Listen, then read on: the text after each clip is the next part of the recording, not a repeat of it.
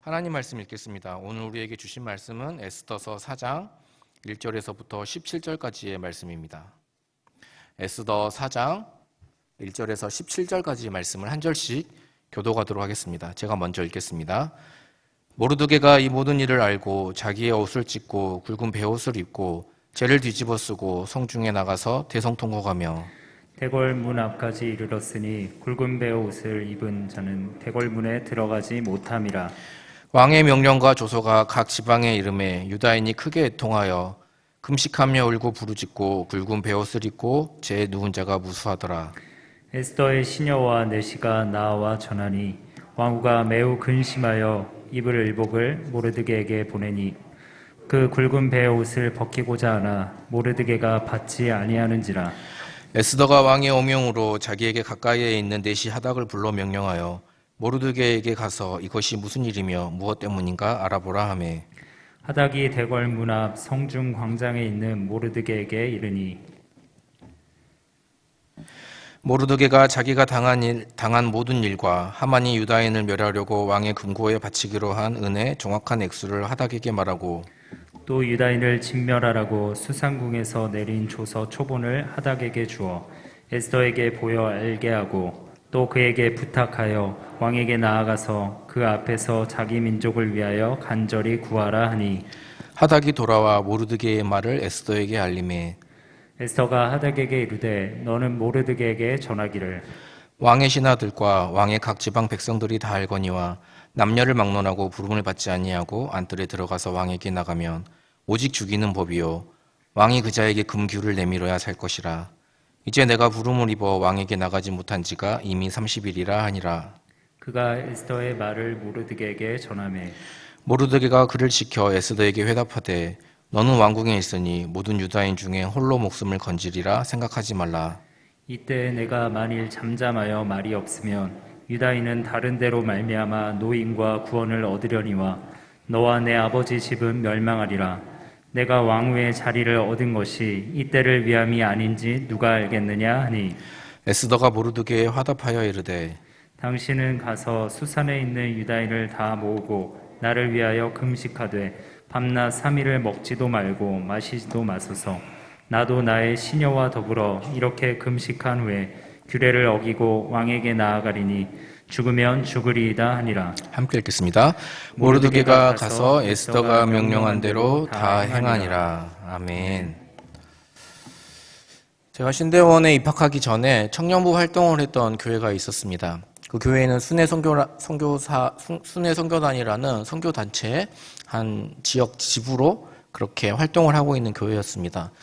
그러다 보니 대다수의 청년들이 순회 선교단에서 진행하는 복음학교라는 프로그램에 참석을 많이 하였습니다. 집회의 마지막 시간입니다. 진정으로 주님을 믿고 따르는 청년들이라면 선교사로 자원해야 한다는 강력한 메시지를 선포합니다. 그리고 선교사가 되기로 결단한 사람은 다 그 자리에서 일어서도록 요청합니다. 그 현장에 있던 대부분의 사람들과 청년들이 자리에서 일어섰습니다. 그런 상황에서는 오히려 끝까지 일어나지 않고 자리를 지키는 것이 정말이지 용기가 필요했습니다. 문제는 다녀온 이후였습니다. 그때 자리에 일어섰던 청년들이 대부분 취업을 준비하고 있는 청년들이 많았습니다. 임용고시, 공무원 시험, 공기업, 일반 기업 등등. 비록 그들이 선교사가 되기로 결단하는 자리에 그런 그들이 선교사가 되기로 결단한 자리에 일어섰으니 이거 어떡합니까? 계속 취업을 준비하는 데 있어서 마음의 죄책감이 들기 시작했습니다. 만약 시험에 떨어지거나 취업에 실패하면 그때 선교사로 결단하고 일어섰는데 그 약속을 지키지 못해 하나님께서 떨어뜨리는 것이 아닌가 하는 불안한 마음이 들었습니다. 믿음이란 용기입니다. 용기가 있을 때에만 분위기에 휩쓸리지 않을 수 있고 양심의 갈등을 겪지 않을 수 있습니다. 하나님도 보는 눈이 있으십니다. 아무나 선교사 보내시지 않습니다. 안에서 새는 바가지, 밖에서도 새기 마련입니다. 원래 선교에 대한 마음이 있어서 그동안 준비하고 있었다면 모르겠지만 분위기에 휩쓸려서 일어났다면 그것을 진짜 소명이라고 할 수 있겠습니까? 다 선교 나가면 후원은 누가 합니까? 이 나라 교육계와 법조계, 공직사회, 일반사회 등등 많은 분야를 새롭게 하고 복음화시키기 위해서는 학교 선생님으로 근무하는 선교사 선생님이 필요하고 기업가 선교사님이 필요하고 로스쿨 나온 선교사님도 필요합니다. 슬기로운 의사생활 2가 끝이 났습니다. 저에게는 정말 어른들을 위한 동화처럼 느껴졌습니다. 세상에 그런 의사들이 필요하지 않겠습니까? 그런 의사 선교사님이 필요하지 않겠습니까? 그때 많은 청년들이 일어섰지만 그중에 지금 딱 한 명 선교사님 사모님이 되어서 지금 선교지에서 사역을 하고 있습니다. 믿음이란 용기입니다. 용기 없는 신앙이랑 쇼핑 강정에 불과합니다. 용기 있는 믿음의 사람들은 성경에서 셀 수 없이 많은 사람들을 예로 들 수 있습니다. 아브라함은 가는 길조차 알지 못한 채 삶의 터전을 떠났습니다. 애굽의 바로 앞에 용기 있게 맞선 모세가 있었으며 10명의 정탐꾼들이 다 그 땅을 악평하여도 굴복하지 않고 분위기에 휩싸이지 않고 끝까지 하나님의 약속을 신뢰한 여호수아와 갈렙이 있었습니다. 골리앗과 싸운 다윗, 갈멜산에서 바알과 아세라 선지자 850명과 맞짱을 뜬 엘리야 등등 셀 수 없이 수많은 믿음의 사람들이 있었습니다. 그들의 행동은 많은 용기가 필요했지만 그들은 결코 굴복하지 않았습니다. 그들은 진정 용기 있는 사람이었고 그렇기에 그들은 양심의 고통을 느낄 필요가 없었습니다. 만약 믿음이 용기를 의미한다면 이 용기란 도대체 무엇에 대한 용기를 의미할까요? 첫째로는 소신을 지키는 용기입니다. 에스더서는 BC 586년 바벨론 왕 느부갓네살에 의해 예루살렘이 함락된 지 100년이 지난 때를 배경으로 하고 있습니다. BC 537년에 수르바벨에 의해서 1차 포로 귀환이 있었습니다. 그 후로 약 60년 정도 지난 때였습니다. 페르시아 제국은 더욱더 강성해져서 아하수에로의 통치하에 극도의 번영을 누리고 있었습니다. 바사 제국 아래에서 이스라엘의 많은 포로는 예루살렘으로 돌아가지 않은 많은 사람들은 하나님 나라의 백성으로서의 정체성을 점점 잃어가고 있었습니다. 예루살렘 성전이 무너진 지 100년이 지났으니 그럴만도 하죠. 제국의 번영에 취해서 안일한 삶만 도모한 채 살고 있는 상황이었습니다. 포로로 잡혀간 유다인 중에는 모르드게라는 사람이 있었습니다. 모르드게는 느부갓네살 왕 당시 요호야긴과 함께 포로로 잡혀온 유다인으로서 베냐민 지파 기스의 후손이었습니다. 그에게는 에스더라는 사촌이 있었습니다. 어렸을 적 에스더의 부모가 죽은 후에 그녀를 딸처럼 키웠습니다. 어느 날 와스디라는 왕후가 정말 별거 아닌 우스운 이유로 폐위가 된 후에 새로운 왕후를 모집한다는 사실을 알게 됩니다. 그래서 미모의 양녀 하닷사를 유대인이라는 정체를 숨기고 에스더라는 이름으로 등록합니다. 놀랍게도 이 에스더가 아하수에로 왕의 왕후로 간택이 됩니다. 신데렐라도 이런 신데렐라가 없습니다. 모르드게는 왕후의 후견인 신분으로 대궐 문을 지키는 수문장이 됩니다. 거기다가 모르드게는 두 내시의 음모로부터 계략으로부터 아하수에로 왕의 목숨을 건져주었습니다. 물론 그 중요한 역할을 한 것은 에스더였습니다. 그렇다면 그로 인해 어마어마한 벼슬과 상이 모르드게에게 주어져야 했는데 그렇지 않았습니다. 전혀 그런 것이 없었습니다. 정말 이해할 수 없을 정도로 그 일에 대한 어떤 대가도 주어지지 않은 채로 단지 궁중일기에 몇 줄만을 남기고 그 일은 잊혀지고 말았습니다. 그러던 중에 페르시아에 커다란 정치적인 변화가 일어났습니다. 권력의 변화이죠. 그 변화란 바로 아각 사람 함무다다의 아들인 하만이 왕의 절대적인 신임을 받는 나라의 2인자로 앉게 된 것입니다. 그런데 이 하만이 어떤 사람입니까? 에스더서 우리 3장 1절 말씀을 함께 보도록 하겠습니다. 3장 1절 말씀 함께 읽겠습니다. 시작. 그 후에 아하수에로 왕이 아각 사람 함무다다의 아들 하만의 뒤를 높이 올려 함께 있는 모든 대신 위에 두니. 이 구절을 통하여서 그가 이스라엘의 숙적이자 사울 왕 때의 비극의 발단이었던 아말렉 족속 아각의 후손인 것을 알 수 있습니다. 아말렉 족속은 이스라엘 백성들의 원수였습니다. 왜 그렇습니까? 하나님이 그렇게 정하시죠. 이스라엘이 출애굽하여서 광야길을 건널 때, 행진할 때 뒤처진 자들, 노약자들, 여인들, 어린 아이들을 공격하여서 이스라엘을 끈질기게 괴롭혔던 나라였습니다. 그래서 하나님께서 이들을 진멸하라고 말씀하셨습니다. 그러나 사울이 이에 불순종하는 일이 있었고 사울은 그 뒤로 하나님으로부터 멀어지게 되지요. 그렇게 살아남은 그 후손 중에 하나인 하만이 페르시아의 2인자가 된 것입니다. 참 대조적이죠. 유다인, 그것도 베냐민 지파 사울 왕의 후손인 모르드게는 왕의 생명을 구했음에도 아무것도 받지 못했는데 아말렉 사람 하만은 어떤 공로를 세웠는지 모르겠지만 제국의 2인자의 자리에 앉습니다. 더군다나 사울은 하나님 말씀에 불순종하여 하나님께서 진멸하라는 아말렉을 진멸하지 못했지만 이제 그 후손이 사울의 후손을 비롯한 유다인 전체를 진멸하려는 계획을 세웁니다. 하만은 페르시아 제국의 핵인싸, 권력의 중심 중에 중심이었습니다. 모든 신하는 유력자 하만이 지나갈 때 무릎을 꿇고 절을 했습니다.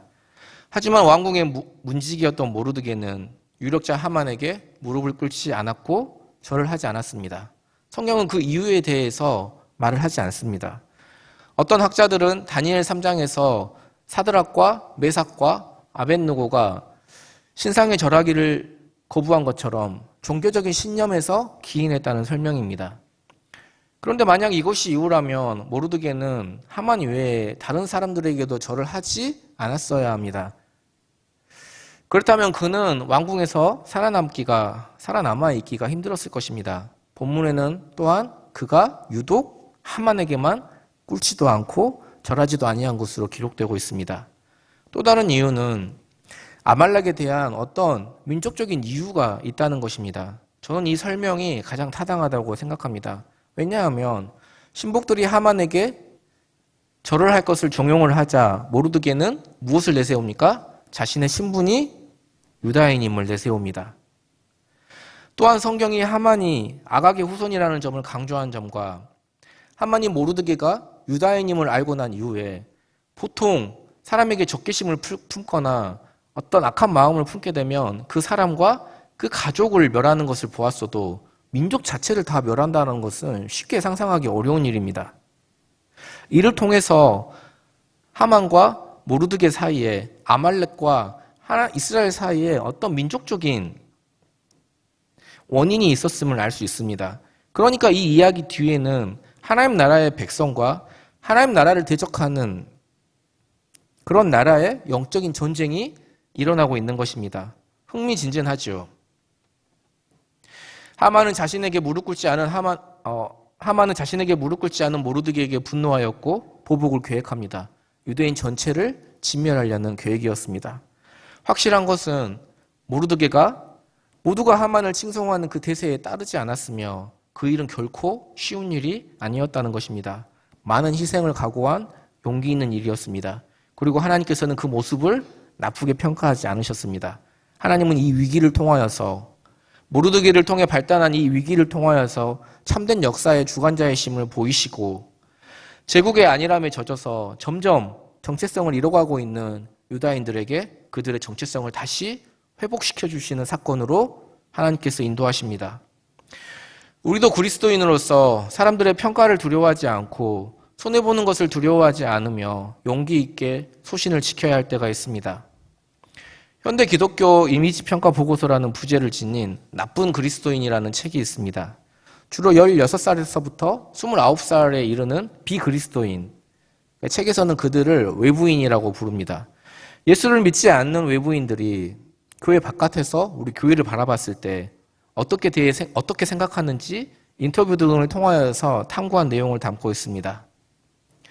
이 책이 미국에서 2007년도에 출판이 되었으니까 꽤 많은 시간이 지났지요.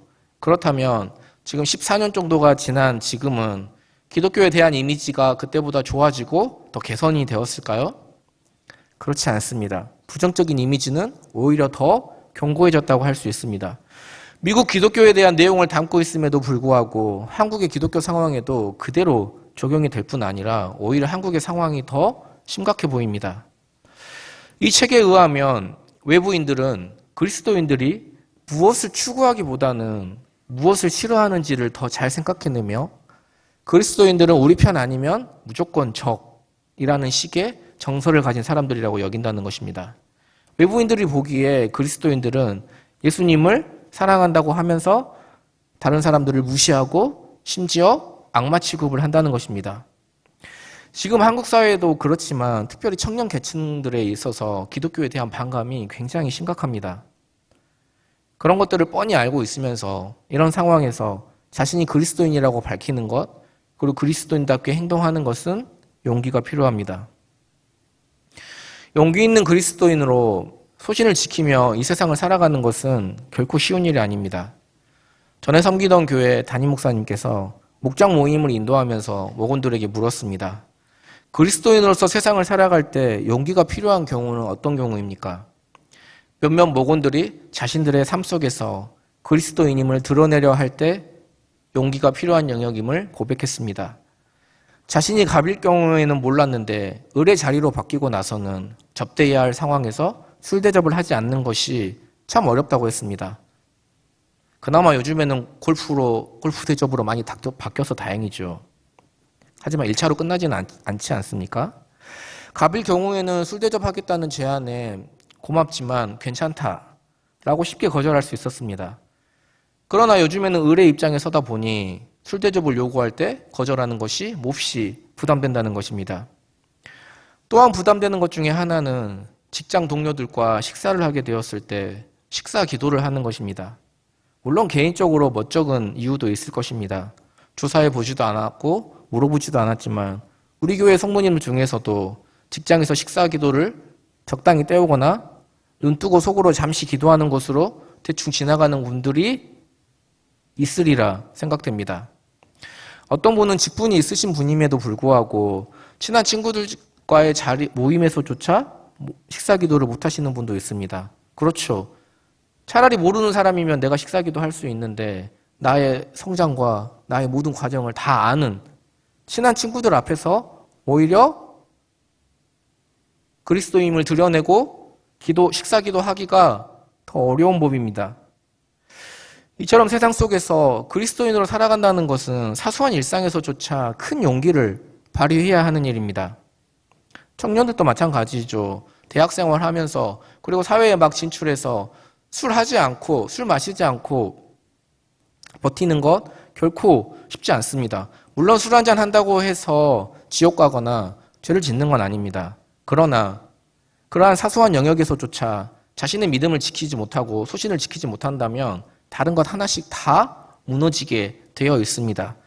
사소한 일상에서 소신을 지키지 않으면 다른 영역도 얼마든지 무너질 수밖에 없습니다. 그러나 사소한 일상에서 용기를 내어 소신을 지키면 다른 영역도 믿음으로 이겨낼 수 있습니다. 제가 대학 다닐 때 술을 마시지 않는 건 술 마시는 게 죄 때문이 아니라 술 마시는 걸 허용하면 다른 것도 다 무너질 수 있고 허용될 수 있기 때문에 마시지 않은 것입니다. 소신을 지키는 믿음으로 세상을 이기며 살아가기를 예수님의 이름으로 소망합니다. 두 번째는 죽으면 죽으리라는 용기입니다. 모르드게가 유다인인 것을 안 하만은 모르드게뿐만이 아니라 이스라엘 전체를 진멸하려는 계획을 세웁니다. 하만이 아하술의 왕에게 한 민족을 고발하면서 그들이 왕의 법률을 지키지 않는다고 고발합니다. 그리고 그 민족 전체를 진멸하도록 고소하여서 왕의 허락을 받게 됩니다. 조서를 받게 되죠. 이 사실을 안 모르드게는 자기의 옷을 찢고 죄를 뒤집어 쓰고 굵은 베옷을 입고 성중에 나가서 대성통곡을 하게 됩니다. 그리고 에스더를 설득하여서 이 일에 개입하게 만듭니다. 우리 에스더서 4장 13절과 14절 말씀 연속해서 읽겠습니다. 시작. 모르드게가 그를 시켜 에스더에게 해답하되 너는 왕궁에 있으니 모든 유다인 중에 홀로 목숨을 건지리라 생각하지 말라. 이때에 내가 만일 잠잠하여 말이 없으면 유다인은 다른 데로 말미암아 노임과 구원을 얻으려니와 너와 내 아버지 집은 멸망하리라. 내가 왕후의 자리를 얻는 것이 이때를 위함이 아닌지 누가 알겠느냐 하니 모르드게는 일찍 부모를 잃고 고아가 된 에스더를 마치 아버지처럼 키워주었습니다. 그런데 민족이 어려움에 처하자 그 일을 에스더에게 알리고 에스더가 머뭇거리자 에스더를 향해서 이렇게 말합니다. 너는 왕궁에 있으니 모든 유다인 중에 홀로 목숨을 건질까 생각하지 말라. 이때에 내가 만일 잠잠하면 하나님께서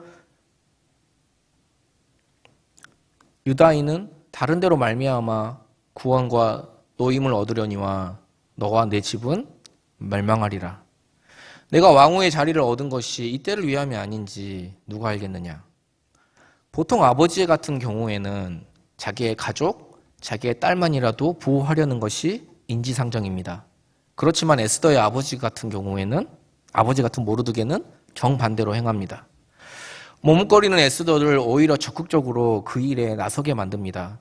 그렇게 했을 때 어떤 위험에 처하게 될 것인지 몰라서 그런 것이 결코 아니었습니다.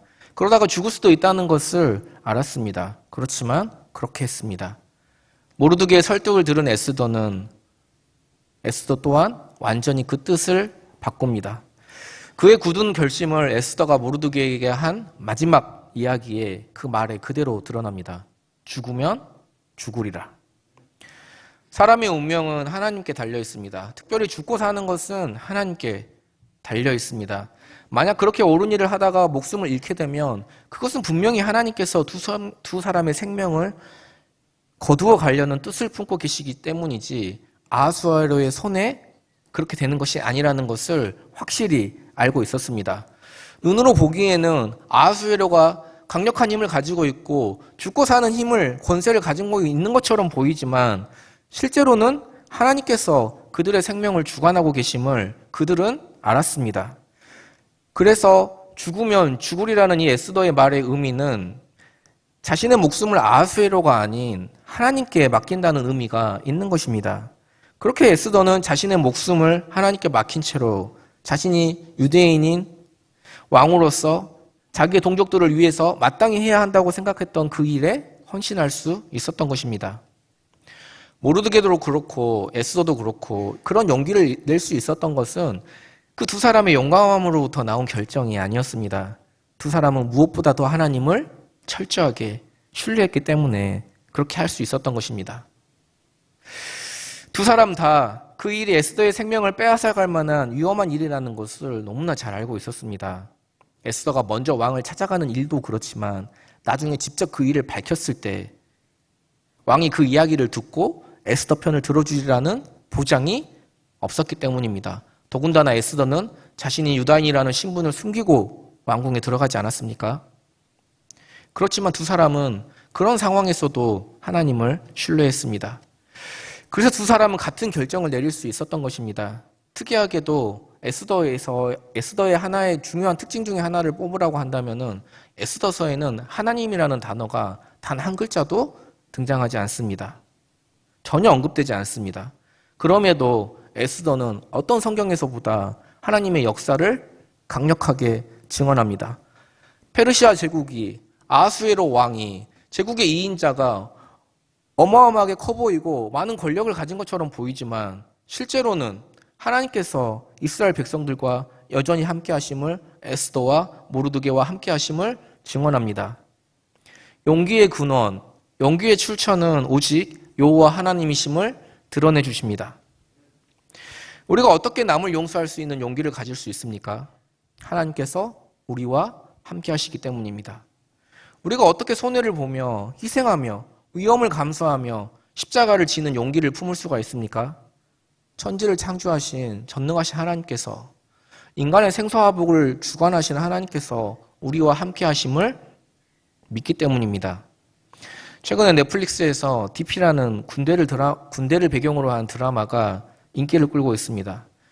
그 드라마를 본 사람들이 자신의 군 생활을 많이 추억하게 되어서인지 제가 한 단톡방에 초대가 되었습니다. 제 20년도 넘은 군대 후임들이 단톡방을 만들어 저를 초대한 것입니다. 여러 가지 옛날 이야기를 하면서 군 생활의 여러 일들이 생각났습니다. 그 중에서 기억나는 사건이 하나 있었습니다. 제가 일병을 막 달았을 때 당시에 낮은 새도 떨어뜨린다는 상병 고참과 근무를 서게 되었습니다. 새벽 2시에서 한 3시 정도였습니다. 근데 그 고참은 애들 참 무식하게 많이 때리고 성질 더러운 그런 고참으로 소문이 났습니다. 제가 근무를 서고 옆에 뒤쪽에 고참은 앉아 있었습니다. 근데 갑자기 그 시간에 저에게 노래를 시키는 것입니다. 새벽 2시에 말이죠. 그때 제가 아는 노래가 없었습니다. 정신도 없고 그래서 미친 척하고 맞으면 맞으리라는 각오로 당신은 사랑받기 위해 태어난 사람, 당신의 삶 속에서 그 사랑 받고 있지요. 당신은 사랑받기 위해 노래가 얼마나 길던지요. 노래를 부르다가 정신을 차렸습니다. 그때부터 별의별 생각이 다 들었습니다. 왜 노래를 멈추라고 하지 않지? 총에 장착된 대검으로 나 찌르는 거 아니야? 철모로 그대로 나 뒤통수 때리는 거 아니야? 무서움과 창피함이 동시에 들면서 다리가 후들거렸습니다. 그렇게 노래가 끝났습니다. 그런데 고참이 한참을 아무 말도 하지 않는 것입니다. 혹시 잠들었나? 저는 거의 자포자기의 심정으로 여기서 맞아 죽으면 그래도 CCM 부르다가 죽었으니까 그렇게 나쁜 죽음은 아니라고 생각하였습니다. 자포자기하는 심정으로 밤하늘의 별을 쳐다보고 있었습니다. 긴 침묵을 깨고 고참이 갑자기 제 어깨에 손을 올렸습니다. 그리고 가라앉은 목소리로 이렇게 말했습니다. 기록아, 나 사실 대학 다닐 때 CCC였다. 저는 그 말을 듣고 경악을 금치 못했습니다. 이렇게 후임들 때리고 괴롭히는 고참이, 이렇게 악랄한 고참이 크리스찬이었다니, 그것도 CCC였다니 믿기지가 않았습니다. 고참이 자신의 이야기를 해주었습니다. 대학 다닐 때 정말 열심히 신앙생활을 했지만 군대 와서 신앙을 버렸다는 것입니다. 고참들이 너무 무서웠고 그 두려움으로 인해서 하나씩 신앙 양심을 양보하다 보니 결국 신앙을 잃게 되었고 자기가 고참들에게 받은 대로 그대로 후임들에게 돌려주고 있다는 것입니다. 그러니 너도 이곳에서 신앙 지키는 일이 결코 쉽지 않을 거라는 이야기를 해주었습니다. 그 사건 이후에 그 무섭던 고참이 군 생활하는 내내 저를 참 잘 챙겨주었습니다. 같이 종교 활동도 가고 그랬습니다. 하지만 입이 가볍더군요. 그 사실을 다 소문을 내는 바람에 제가 또라이 소리를 들어야 했습니다. 그렇게 살벌한 곳에서도 정말 사람 살고 못된다 라는 생각이 드는 그곳에서도 하나님께서 저와 함께 하심을 경험할 수 있었습니다. 그 일이 저에게 굉장히 많은 용기를 주었습니다. 지구상에서 사람이 살고 있는 가장 높은 곳은 티벳 고원 해발 6,300m 지점에 있는 꼴라란둥이라는 곳입니다. 그곳에 사람이 살고 있습니다. 한 과거의 다큐 프로그램에서 KBS 취재팀이 그곳을 취재하였습니다.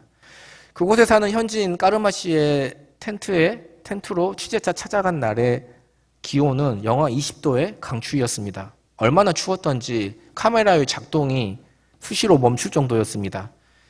그런데 잠잘 시간이 되자 까르마 씨는 무프 한 장을 들고 텐트 밖으로 나가는 것입니다. 의아하게 생각한 기자가 까르마 씨에게 어디를 가느냐고 물었습니다. 그는 이렇게 대답했습니다. 저는 밖에 있는 제 양떼를 이리떼로부터 보호하기 위해 매일 밖에서 잡니다. 그리고 그는 모프 한 장으로 몸을 감싸더니 양들 옆에서 잠을 자는 것이었습니다. 영하 20도의 강추위 속에서 말이죠. 아는 것도 없고 가진 것도 없는 그 고지의 목자도 자기 양떼를 지키기 위해 영하 20도의 추위를 아랑곳하지 않고 그 곁에서 늘 항상 그렇게 잠을 자는데 우리를 사랑하시는 우리의 선한 목자 되시는 예수님께서 하나님께서 어찌 까르마보다 못하시겠습니까? 그분께서 내 곁에 계심을 믿는다면 두려워할 것이 무엇입니까? 하나님께서 정말로 나의 죽고 사는 것을 주관하시고 내 자녀의 죽고 사는 것을 결정하신다면 죽음도 두려워할 것이 무엇이겠습니까? 하나님께서 우리와 함께 하십니다. 그분이 우리와 함께 하시기에 우리는 참으로 용기 있는 크리스천이 될 수 있는 것입니다. 그러한 하나님의 사람이 되시기를 예수님의 이름으로 소망합니다. 마지막으로 자신에게 주어진 소명을 다하는 용기입니다. 오늘 본문의 주인공은 모르드게와 에스더라고 할 수 있습니다. 악역은 하만이었죠. 보조 출연으로 아하수에로 왕이 있습니다. 그러나 에스더가 왕에게 나아가기까지는 에스더를 위해서, 민족을 위해서 무릎 꿇고 기도하며 금식한 무명의 시녀들, 내시들, 무명의 백성들이 있었습니다. 그들은 아마도 이 일을 통하여서 페르시아에 살면서 점점 희미해져가는 하나님 나라의 백성으로서의 정체성을 다시 찾는 기회가 되었을 것입니다. 죽음의 위기를 통하여서 다시 하나님을 찾고 부르짖는 금식을 하게 됩니다. 그리고 그들과 함께 하시는 하나님을 경험하게 됩니다. 이 세상의 역사는 그렇습니다. 머리 좋고 힘있고 권력 있는 사람들의 손에 의해서 움직여져 가는 것 같고, 그렇지 않은 사람들은 그저 역사 속에서 그저 들러리로, 그저 피해자로 그렇게 살아갈 수밖에 없는 것처럼 보입니다. 그러나 에스더사가 들려주는 이야기는 어떻습니까? 그게 사실이 아니라는 것을 깨닫습니다. 역사의 흐름을 바꾸는 것은 중간중간에 변수처럼 끼어드는 정말 사소한 사건, 정말 별것 아닌 일들이 큰 역사의 물줄기를 조절하는 것을, 역사의 물길을 바꾸는 것을 보게 됩니다. 그런 것들이 역사의 물길을 정반대로 바꿔가면서 그 역사가 결국에는 바른 방향으로 나아가게 됩니다. 그 이유는 역사의 주인이 누구이시기 때문입니까? 아하수에로 같은 왕이 아니라 하나님이시기 때문입니다. 이것은 그저 역사에만 적용되는 것이 아닙니다. 우리의 인생에도 그대로 적용됩니다. 우리의 인생의 방향을 결정하시는 분은 하나님이십니다. 우리의 모든 생사화복, 우리가 하나님께 믿고 자녀를 키울 수 있는 이유가 무엇입니까? 우리의 자녀의 모든 것들을 하나님께서 주관하시기 때문입니다. 그러니 우리의 인생이 하나님께서 이 세상을 움직여 가시는데 도움이 되는 도구가 되게 해야 합니다. 그것이 소명을 따라 살아가는 삶입니다. 그래야 하나님의 뜻이 이루어졌을 때 영광이 될 수 있기 때문입니다. 비록 모르드게와 에스더처럼 그런 영웅과 그런 신데렐라 같은 삶이 아닐지라도 큰 사명과 큰 뜻이 그런 것이 아니라도 말입니다. 하나님께서 아무리 작은 것 하나라도 우리에게 맡겨주신 이유는, 우리에게 무언가를 주시는 것은 우리가 그것을 단순히 즐기고 누리라고 그러는 것뿐이 아니라 오히려 그것은 언젠가 주님의 뜻을 위해 사용하라고 주시는 것들입니다. 만약 우리가 하나님께서 우리에게 주신 것들 때문에 오히려 하나님께 순종할 수 없어진다면 더 이상 그것이 우리에게 복된 일이 될 수 없을 것입니다. 어린 아이가 아버지와 함께 오솔길을 걷다가 불현듯 아버지에게 물었습니다. 아빠, 용기가 뭐예요? 어린 아이들이 이런 쉽게 대답하기 어려운 질문을 한다면은 가장 좋은 방법은 일단 역으로 물어보는 거예요. 그럼 너는 용기를 뭐라고 생각하니? 아이가 대답했습니다. 나보다 더 덩치 큰 아이가 다른 친구들을 괴롭힐 때 내가 나서서 그 덩치 큰 아이를 혼내주는 거예요. 그래, 그것도 용기일 수 있지. 하지만 그건 참된 용기가 아니야. 그러면서 아버지는 말없이 아이의 손을 잡고 계속 산길을 걸어갔습니다. 산 모퉁이를 돌아설 때 마침 그곳에 제비꽃 한 송이가 아름답게 피어 있었습니다. 아버지가 그 꽃을 가리키며 아이에게 말했습니다. 용기란 바로 저런 거야. 아무도 보이지 않는 산 속에서 어떤 갈채도, 그 누구의 갈채도 없지만 생명의 몫을 다하는 것보다 더 큰 용기는 없단다. 오늘 이 시대는 영웅을 요구하지 않습니다. 오늘 이 시대는 진실한 신자를 요구합니다. 진실한 신자만이 누가 보든지 보지 않든지 용기 있게 하나님으로부터 주어진 자신의 상황과 뜻을 감당하기 때문입니다. 하나님은 그런 용기 있는 사람을 통하여서 우리 한 사람 한 사람, 작고 사소한 그 일을 통하여서 이 땅의 역사를 바꾸어 가십니다. 항상 나의 하나님이 나의 모든 것 되시고 나의 모든 것을 주관하신다는 진리를 기억하시면서 하나님께서 원하시는 당당하고 용감한 신앙의 길을 걸어가는 저희 모두가 되기를 예수님의 이름으로 소망합니다.